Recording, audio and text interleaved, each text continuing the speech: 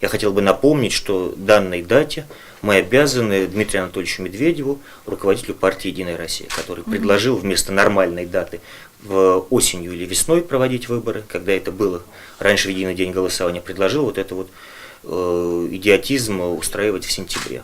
Ну, таков закон, поэтому мы играем по законодательным правилам.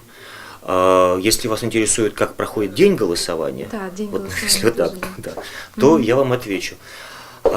Весь день и я, и члены нашего штаба ездили по участкам, были в избирательных комиссиях разного уровня, и республиканской избирательной комиссии, и городских комиссиях. Постоянно здесь было дежурство, и оно сейчас происходит по связи с районами республик.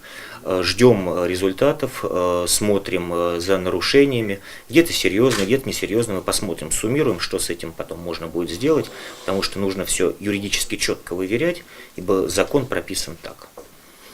Посмотрим результаты. Полагаю, что первые мы узнаем результаты из Воркуты, ибо они оборудованы кэгами.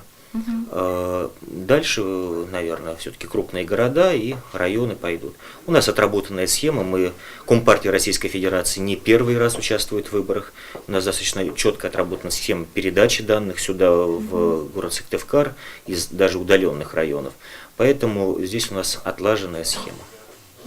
А нарушения вот какие-то поступают от наблюдателей? Вы знаете, есть, да, они фиксируются, есть серьезные, несерьезные. Все нарушения основные происходят, к сожалению, после закрытия избирательных участков. Вот хотелось бы надеяться, что такого массового нарушения в этом году не будет. Дело все в том, что если предыдущие выборы, они федеральные, и за это несет как бы ответственность Москва, партия, то здесь ответственность несет конкретно республиканская власть.